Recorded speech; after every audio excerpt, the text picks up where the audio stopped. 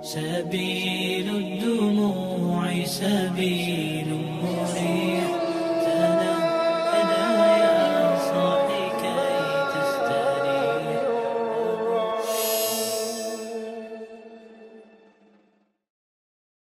Assalamualaikum warahmatullahi wabarakatuh.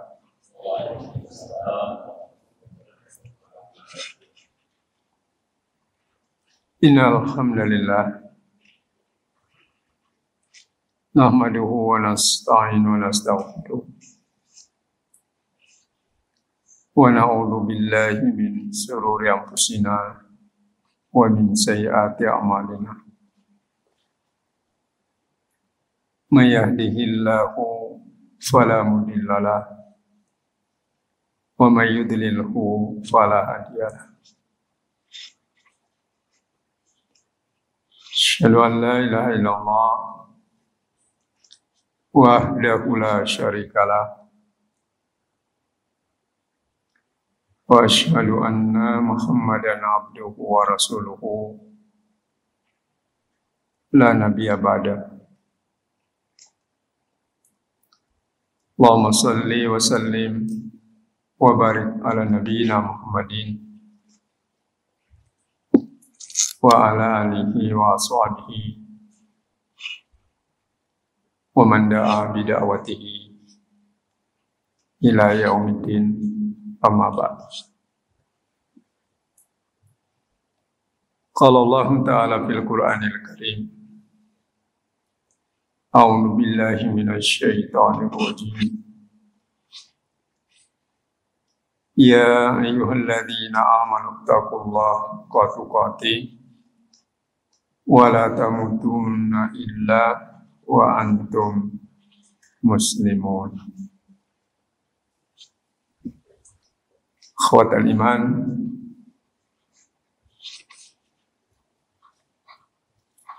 yang dirahmati oleh Allah Subhanahu wa ta'ala. Alhamdulillah, selama 4 tahun kembali pada malam hari ini bisa bertemu dengan jamaah bapak-bapak sekalian. Hampir 4 tahun sejak pandemi kemarin, alhamdulillah sekarang kembali dipertemukan oleh Allah Subhanahu wa ta'ala. Karena saya mengisi di masjid ini cuma beberapa kali, kebanyakan di luar, di desa-desa itu. Kalau Jumatnya ke Nilam atau di Sambera. Hampir 13 tahun atau 14 tahun.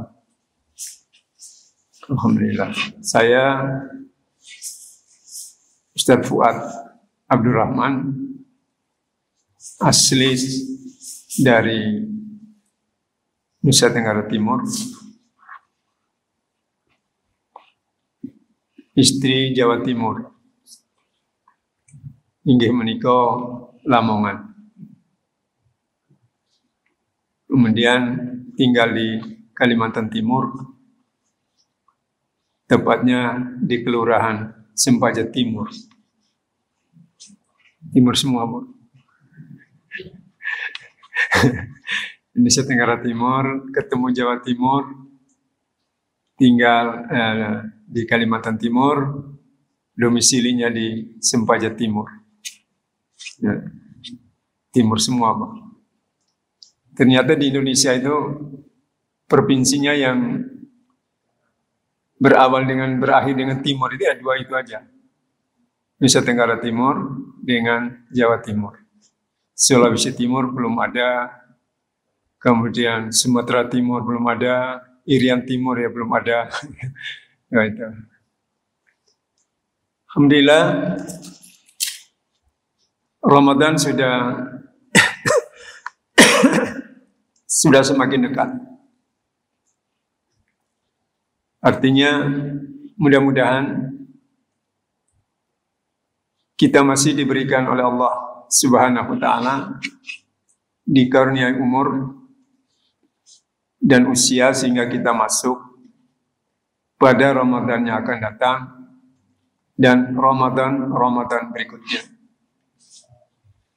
Ramadan yang akan datang tahun 1444 Hijriah. Karena sesungguhnya sekalian, tidak ada jaminan bahwa seseorang itu akan sampai pada Ramadan yang akan datang. Banyak saudara-saudara kita yang barangkali tidak lagi bersama kita pada Ramadan tahun kemarin bersama-sama, kemudian berbuka bersama, sahur bersama, salat tarawih bersama, bahkan Idul Fitri bersama. Namun di tahun ini kondisi yang demikian tidak terjadi karena mereka sudah mendahului kita, dipanggil oleh Allah Subhanahu wa Ta'ala, wa likulli ummatin ajalun wa idza jaa ajaluhum la yasta'khiruna sa'atan wa la yastaqdimun. Setiap umat sudah ditentukan umurnya oleh Allah Subhanahu wa Ta'ala. Manakala ketentuan itu sudah datang, maka tidak bisa dimajukan dan tidak bisa dimundurkan sedikit pun.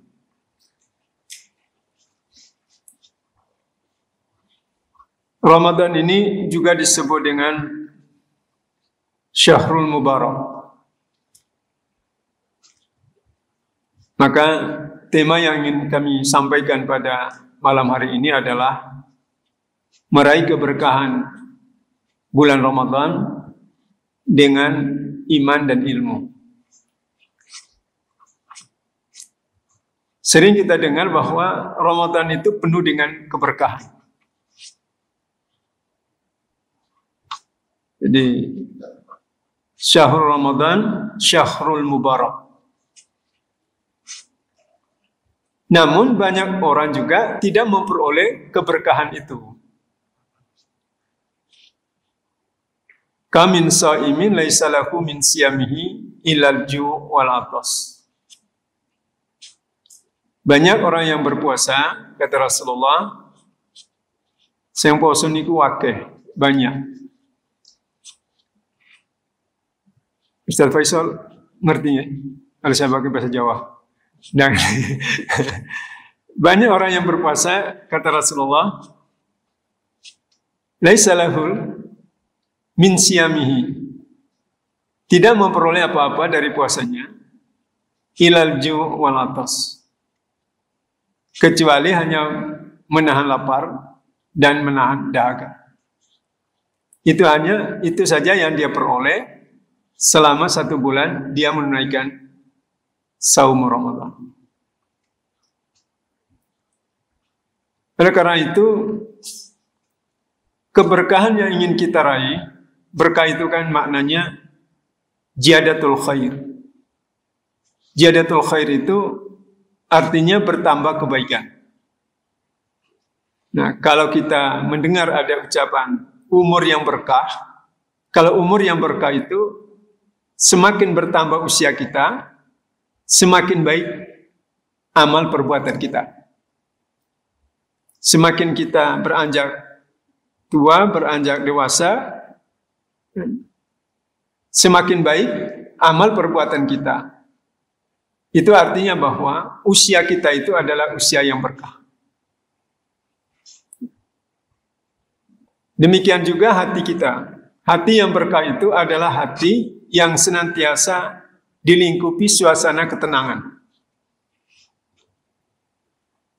Kalau harta yang berkah, semakin kita mendapatkan harta, semakin bertambah rasa syukur kita. Itu artinya harta yang kita peroleh itu harta yang berkah. Kalau keluarga pada tingkat keluarga yang berkah, keluarga itu selalu memperoleh kedamaian, selalu mendapatkan kebahagiaan. Itu artinya keluarga kita itu adalah keluarga yang berkah. Baiti jannati. Rumahku adalah surga bagiku. Nah, kedatangan bulan Ramadan ini menjanjikan kepada kita sekalian, Bapak yang dirahmati Allah, itu adalah keberkahan. Di mana semua amal-amal kebajikan kita itu meningkat, bertambah. Limpahan pahalanya pun bertambah, berlipat-lipat. Namun itu harus memiliki dua syarat. Ini sering beberapa masjid sudah kami sampaikan di Samarinda itu, Pak. Kalau ini kita tidak miliki, kita tidak punya, yang dikhawatirkan kita masuk pada Ramadan itu akan menjadi sia-sia. Yang pertama adalah punya landasan iman, yang kedua itu punya landasan ilmu. Hanya saya memberikan contoh. Ketika seseorang itu minum di bulan Ramadan, walaupun nanti dijelaskan Pak ya, para mubalik kita menjelaskan, tapi lebih baik juga kita menjelaskan ini sebelum memasuki bulan Ramadan. Ketika seseorang itu minum atau makan, dia akan lupa, Pak. Kalau orang yang berilmu, dia akan berhenti makan itu, karena dia menyadari bahwa dia sedang berpuasa, dia menghentikan makan, kemudian dia meneruskan puasanya. Jangan lagi ketika kita lupa, astagfirullah, saya puasa ini. Ya. Setelah puasa itu, belum minum air ya, sekalian minum air itu. Ya. Minum airnya itulah sudah membatalkan puasa. Atau ketika dia minum gitu, tinggal sedikit, waduh poso. Ya, ini puasa ini. Kemudian dia mengatakan, sudah terlanjur sekalian nanti minum. Nah, terlanjurnya itulah kemudian membatalkan puasa. Tapi kalau dia lupa, maka teruskan ibadah puasanya. Ini perkara-perkara yang kecil sekalian, tetapi itu sangat sangat berpengaruh di dalam ibadah kita. Karena sesungguhnya ibadah tanpa ilmu, beramal tanpa ilmu, kata ulama itu seperti orang yang berjalan tanpa pemandu. Jadi dia berjalan tanpa pemandu. Oleh karena itu sekalian, yang pertama itu adalah modal kita adalah modal iman. Landasan kita itu adalah landasan iman. Iman itu kan harus membuncah. Maka orang-orang yang beriman itu ketika ada perintah Allah, ketika nama Allah itu disebutkan, wa idza dzukirallah wajilat qulubuhum. Apabila nama Allah Subhanahu wa taala disebutkan, hati orang yang beriman itu bergetar. Maka para ulama mengatakan, bergetarnya di sini bisa bergetar secara materi, dia bergetar dalam dadanya. Ketika ada suara adzan dikumandangkan, bergetar hatinya. Ketika ayat-ayat Allah Subhanahu wa taala dibacakan, bergetar hatinya. Timbul rasa dekatnya kepada Allah Subhanahu wa taala. Ada makna lain.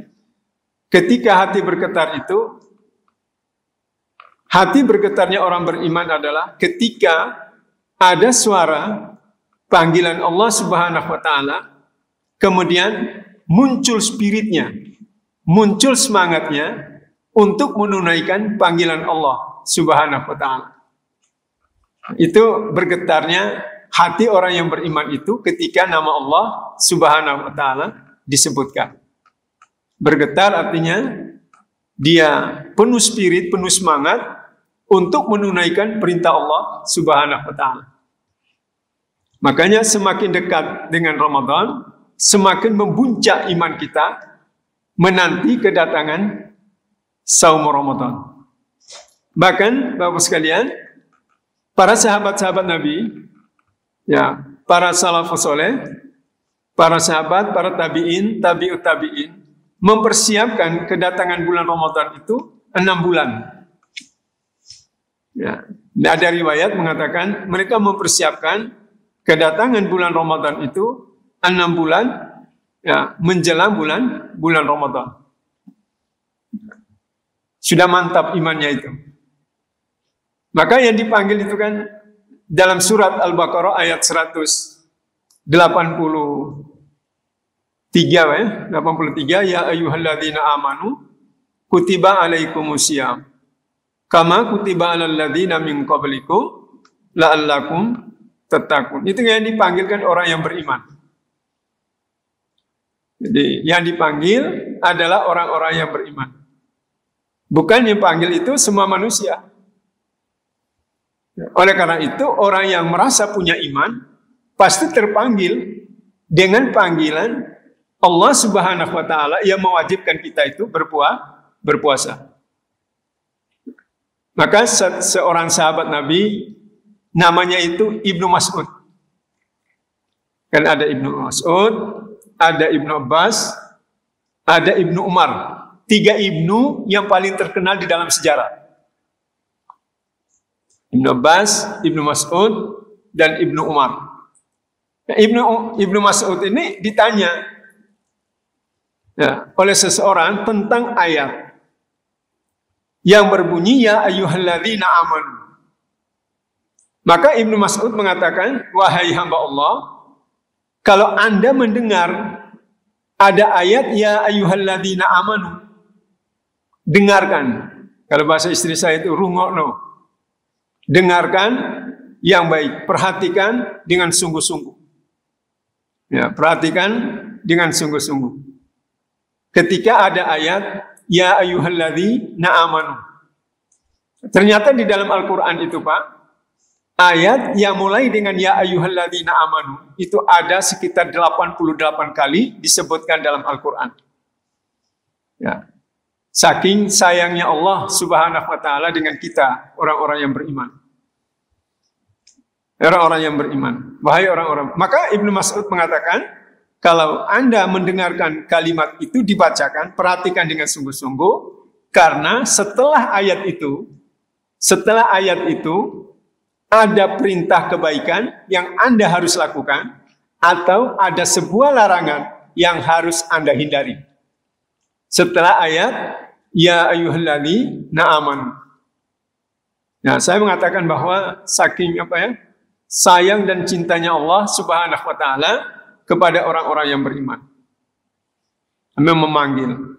Nah, pada ayat ini adalah menyuruh kita melaksanakan ibadah puasa, wahai orang-orang yang beriman. Diwajibkan atas kalian itu melaksanakan ibadah puasa. Dan akhir daripada ayat itu sudah kita ketahui semua ayat ini, Pak. Cuma saya ingin mengingatkan aja. Ya ini la'allakum tattaqun. Agar kamu itu menjadi orang-orang yang bertakwa. Ternyata Bapak-bapak sekalian yang dirahmati Allah Subhanahu wa taala, ternyata takwa itu adalah puncak dari semua amalan-amalan kita ini berakhir dengan takwa Allah. Ya, semua apapun amalan kita itu pasti bermuara kepada takwa Allah, termasuk ibadah puasa yang insya Allah kita akan laksanakan beberapa hari yang akan datang. Oleh karena itu di sebuah masjid, Pak, saya sampaikan bahwa ketika kita sudah berada pada puncak ketakwaan itu, semua fasilitas-fasilitas yang dijanjikan oleh Allah Subhanahu wa taala, dunia dan akhirat, itu akan diberikan kepada insan hamba yang muttaqin. Coba baca, Pak, di dalam ayat-ayat janji Allah kepada orang-orang yang bertakwa. Wa may yattaqillaha yaj'al lahu makhrajan wa yarzuquhu min haitsu la yahtasib. Itu janjinya luar biasa, Pak.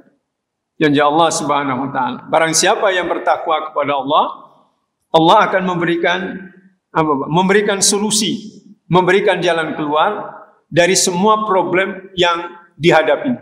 diberikan jalan keluar oleh Allah Subhanahu wa taala. Ini loh jalannya, ini loh jalannya, ini loh jalannya. Karena apa? Bapak sekalian, ketika kita mengambil dengan jalan kita sendiri menghadapi problem itu kayaknya tambah rumit itu. Ya, tambah rumit, tambah banyak sekali tantangannya. Tetapi kalau itu kita serahkan kepada Allah Subhanahu wa taala, maka Allah berjanji di situ, "Wa may yattaqillaha yaj'al lahu makhrajan." Maka Allah akan memberikan jalan keluar dari semua problem hidup kalian, wa yarzuquhu min haitsu la yahtasib.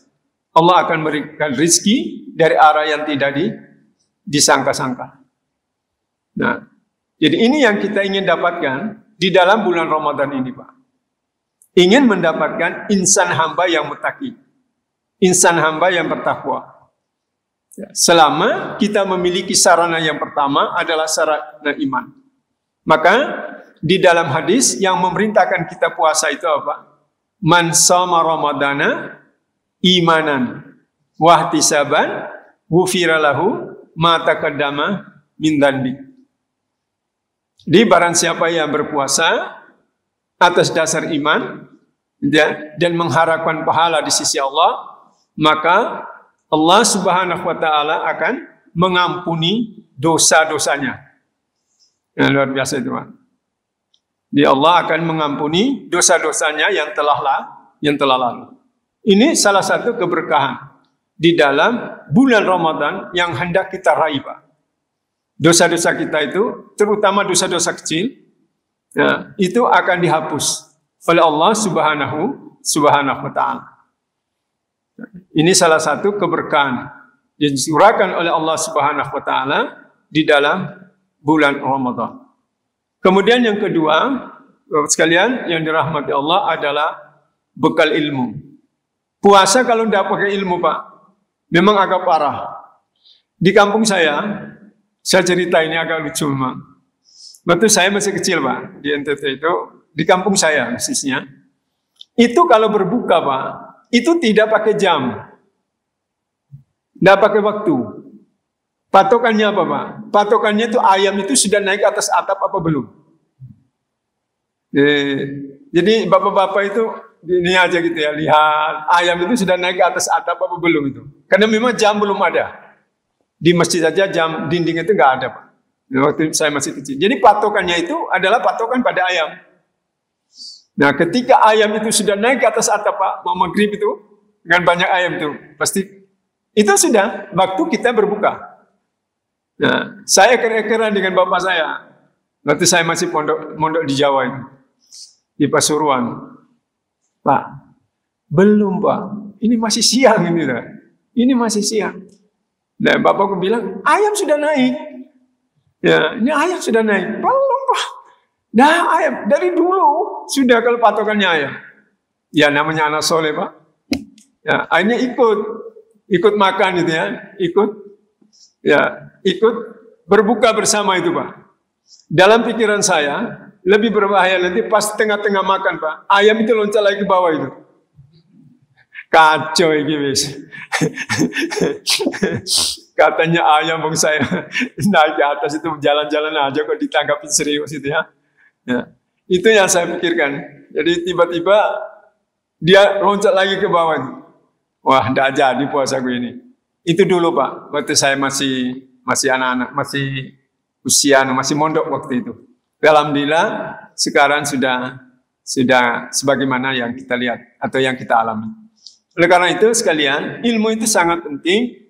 Artinya ilmu tentang puasa, ya, ilmu tentang ibadah puasa. Nah, banyak, Pak, terutama bagi ibu-ibu.